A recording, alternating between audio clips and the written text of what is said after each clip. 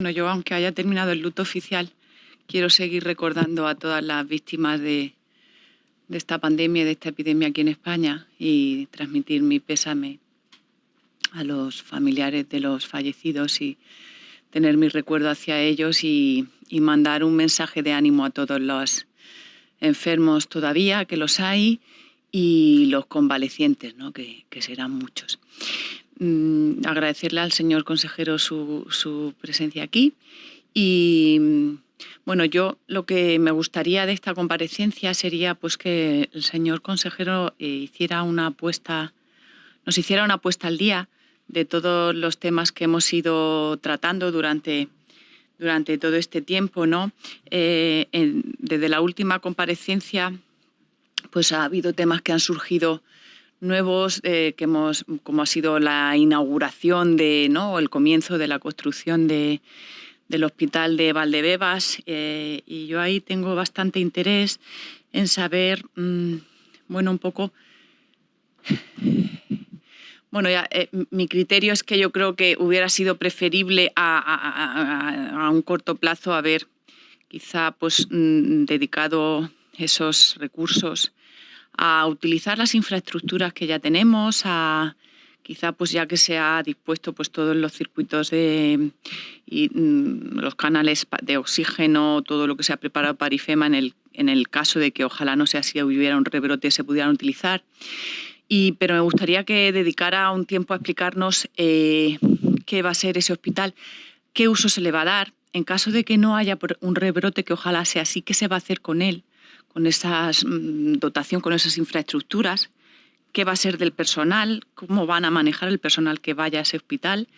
Y sobre todo eso, es decir, si no hay un rebrote y si no hay ¿qué va a pasar con eso? ¿Se va a quedar ahí parado? ¿Qué se va a hacer ahí, no? También me gustaría un poco que nos pusiera al día cómo va el tema de los contagios desde que hemos entrado en fase 1, que nos diga cuál ha sido un poco la evolución, cómo ha evolucionado también en cuanto al trabajo de rastreo de contactos, cuántos contactos han detectado, si ya usted nos puede hacer una estimación, como antes decía que en la última comparecencia hablábamos de datos que nos daba el ECDC, quizá ya tengan más criterio para decirnos qué estimación de contactos tienen por cada caso que han visto aquí en la Comunidad de Madrid, qué media están estimando que puede tener cada caso, cuántos están estudiando.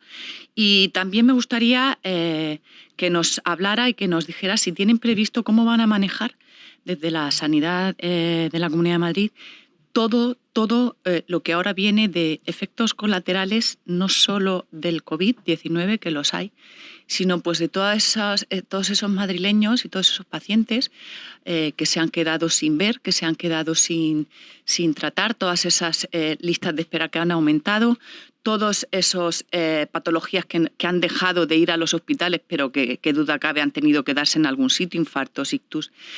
¿Cómo tienen planteado abordar esa reestructuración del sistema y esa transición hacia no solamente hacia reorganizar los hospitales y volver a recolocar los servicios, sino cómo tienen diseñado o si tienen diseñado algún cambio en el planteamiento del sistema para afrontar toda esa patología colateral, toda esa cronicidad que se va a ver aumentada, qué atención le van a dar al personal sanitario, si tienen pensado dedicar una atención especial al personal sanitario que sufra las consecuencias del COVID, no solo físicas, sino psicológicas, a sus familiares.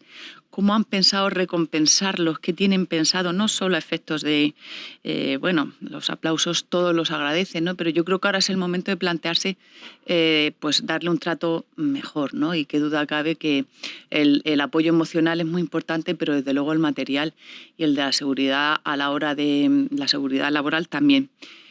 Bueno, yo creo que es un poco mirar en esta nueva fase cómo, porque yo creo que de alguna manera esto hay que darle un cambio, hay que darle una vuelta. Sí, vaya terminando, señor Geo. Y cómo van a afrontar toda esta serie de nuevos casos o nuevas situaciones en las que nos encontramos. Muchas gracias. Bueno, yo para desarrollar un poco todos los temas que le he planteado antes sobre el Hospital de Valdebebas, sí que querría saber cuáles han sido los criterios que les han llevado a construir este hospital.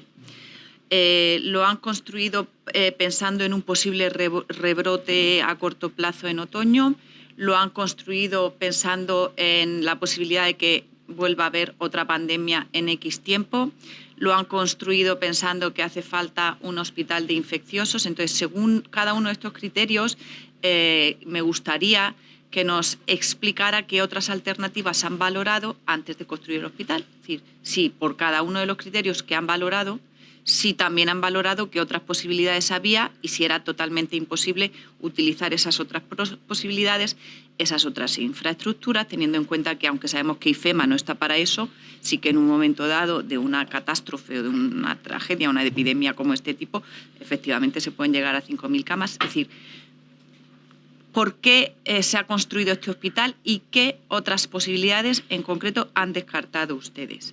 ¿Y qué estimación, qué gastos, qué dotación presupuestaria tiene la construcción de este hospital?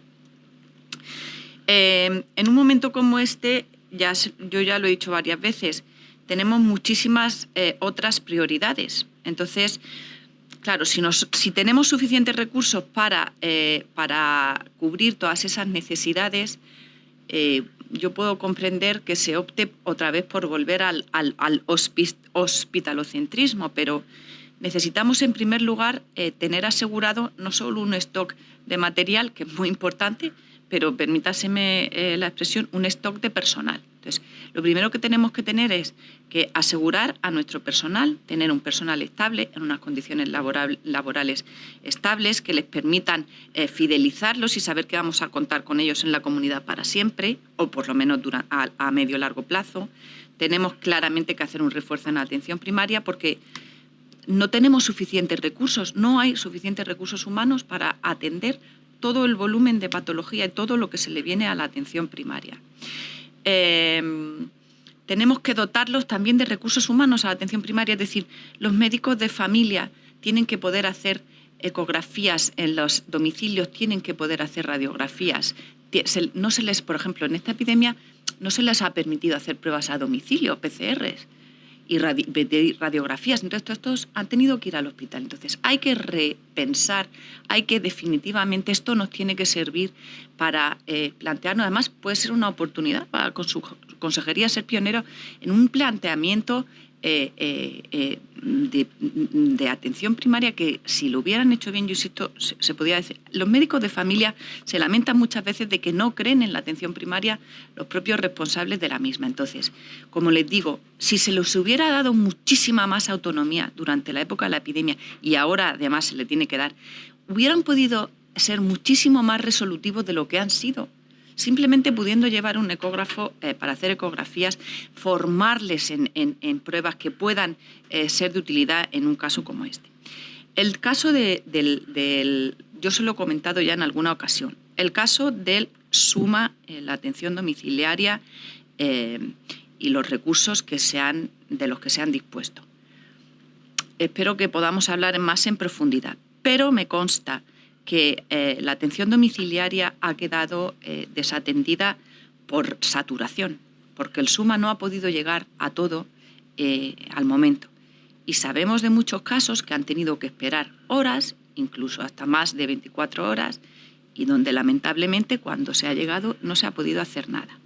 No se puede replantear una colaboración, la forma de trabajar de una manera más colaborativa, una mejor coordinación entre el SUMA y el SAMUR para que, como hemos tenido en esta epidemia, 5, 11 de marzo todos los días durante los picos y el SAMUR haya estado parado haciendo 10 o 12 avisos domiciliarios, ¿no cree que esto se podría haber utilizado y para otra ocasión poder repensar ese tipo de colaboración? El rastreo, por favor, cuéntenos porque ya llevamos tiempo suficiente y cuéntenos cuántos contactos han localizado, cómo están haciendo esos trabajos, a cuánta gente tienen aislada y su experiencia, que yo creo que ya tenemos días suficientes para que nos la puedan contar. Respecto a los efectos colaterales, por profundizar un poco, en los hospitales han bajado las urgencias por infartos un 40%, por ictus un 30%. Hay estudios que estiman que va a aumentar la mortalidad por cáncer en un 20%. todas las complicaciones de las personas que han estado en UCIs. Hay un embudo de listas de espera crónicos, como digo, que han empeorado. La asistencia pediátrica, aunque los niños no han sido afectados, pero todas las campañas de vacunación, todos los retrasos que ha habido, toda la reorganización hospitalaria, las cirugías, las oncologías, es decir, tienen un plan ya diseñado, preparado, por escrito, de cuánto tiempo van a tardar en llevar a cabo esta reorganización en los hospitales, cómo van a fortalecer los servicios para que todo este embudo que haya acumulado, que ya lo había de antes y ahora también, cómo va a poder manejarse. La atención a los profesionales sanitarios. Dentro de nada viene la paga extra. ¿Han pensado recompensarles de alguna manera, económicamente, todo este tiempo? Y a partir de ahora, ¿se han planteado a la hora de planificar la dotación presupuestaria verdaderamente de una vez por todas subirle el sueldo así? O sea, de una manera tan sencilla se lo pregunto, subirle el sueldo a los profesionales en general. Es que los profesionales sanitarios necesitan, después de todo esto, necesitan que verdaderamente creerse que todo lo que se ha hecho y todos los aplausos y todo esto está muy bien, pero de una vez por todas hay que plantearse que no pueden seguir siendo tan maltratados como lo han sido. Salud mental, y cuando me refiero a profesionales sanitarios, las secuelas que van a tener por lo que han sufrido, aprovecho para preguntarle, aunque está aquí el diputado de Más Madrid, seguro le pregunta por ello, el tema de la salud mental.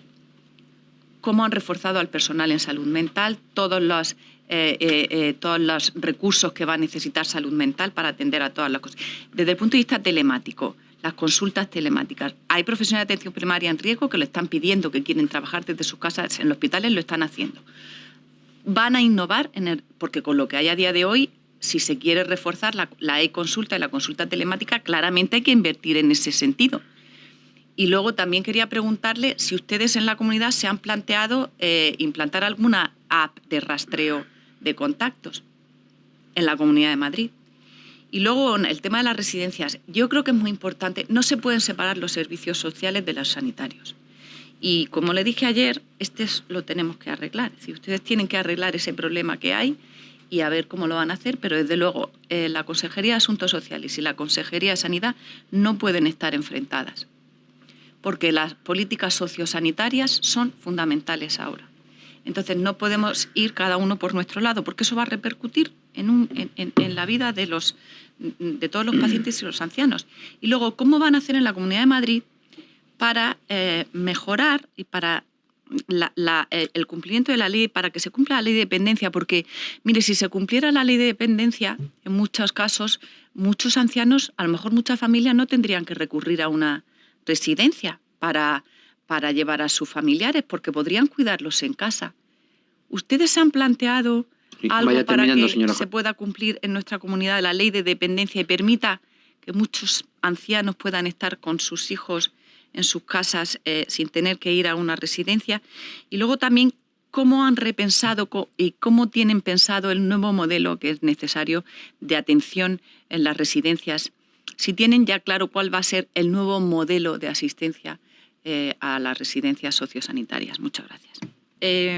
Por favor, querría saber si no se va a usar el hospital de Valdebebas, ¿qué uso tienen pensado darle? Eso me gustaría que me lo dijera. Respecto a SAMUR, SAMUR empezó a entrar en las residencias, si no me equivoco, el 4 de abril, después de mucho esfuerzo por parte de muchos para intentar dejarles entrar. Eso es así, o sea yo creo que hubieran hecho, y en domicilios también, hubieran hecho mucho más de lo que se les ha dejado hacer o de lo que no han hecho. Es decir, que SAMUR ha estado infrautilizado en servicios fundamentales. Respecto a los profesionales, nosotros hemos registrado una PNL, sabemos que no es competencia de la Comunidad de Madrid, instando al Gobierno a que reconozca el COVID-19 como enfermedad profesional. Es que no concibo que no pueda ser de otra manera. decir, no tiene nada que ver lo que supone reconocerlo como un accidente laboral como enfermedad profesional. No tenemos suficiente personal en atención primaria, señor consejero, eso es así. No lo teníamos antes y no lo tenemos ahora porque se triplican, se cuadruplican, no sé, las necesidades de atención primaria. No hay suficiente. El 10 de junio, un ejemplo, aislado, una compañera, médico de familia, WhatsApp, 8 de la mañana, ya tengo 56 pacientes citados. No hay suficiente personal, tenemos que reforzarlo, fortalezcan la medicina familiar y comunitaria y la enfermería familiar y comunitaria, denle más recursos humanos y más capacidad de diagnosticar y tratar en domicilios, que puedan hacer oxigenoterapia, que puedan llevar pruebas diagnósticas, denle más capacidad y más autonomía. Refuercen la geriatría.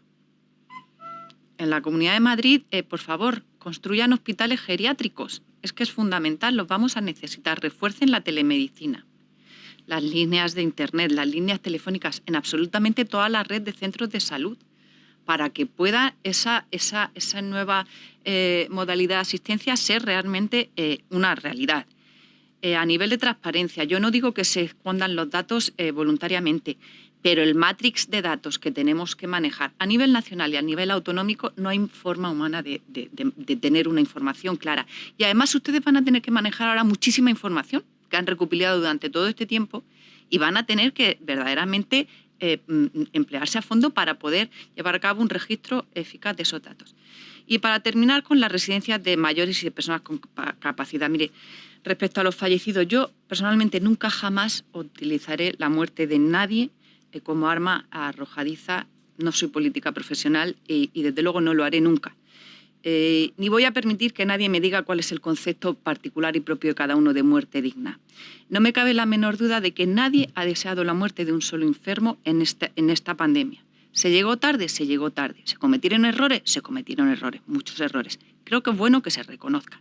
Y entre todos tenemos que reconocer y aprender que la vida de los mayores ha sido desatendida, ha sido infravalorada durante muchísimo tiempo y no nos hemos volcado y no nos hemos girado hacia ellos como lo teníamos que haber hecho y habernos dado la vuelta hacia ellos desde el minuto cero en que comenzó esta pandemia.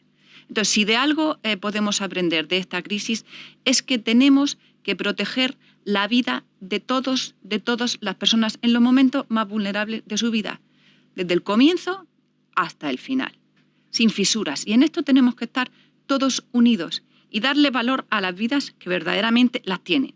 Yo uno de los motivos por los que decidí tomar parte de la vida política en la Comunidad de Madrid fue para contribuir a la mejora de los cuidados paliativos. Y tenemos que aprender de esta epidemia muchas cosas, entre ellas el trato que les damos a los pacientes al final de su vida. Y en la Comunidad de Madrid, que es lo que conozco, los cuidados paliativos dejan muchísimo que desear. Y yo le propongo, le ofrezco, le ruego, señor consejero, que invierta y que fortalezca ese nivel asistencial, que es lo que verdaderamente hace que la gente lo pase mal al final de su vida y muera mal, como están muriendo en muchas ocasiones. Entonces, por favor, reconozcamos entre todos el valor de la vida humana en sus momentos más frágiles. No enarbolemos la bandera de que decidamos cada uno lo que es morir dignamente o no morir dignamente. Vamos a procurar que a nadie le falte en el último momento de su vida todos los cuidados necesarios. Y protejamos a nuestros mayores, porque yo creo que si de algo hemos pecado ha sido en no darnos cuenta de que sus vidas tenían un valor y en el momento de máxima vulnerabilidad no hemos sabido reconocerlo. Muchísimas gracias.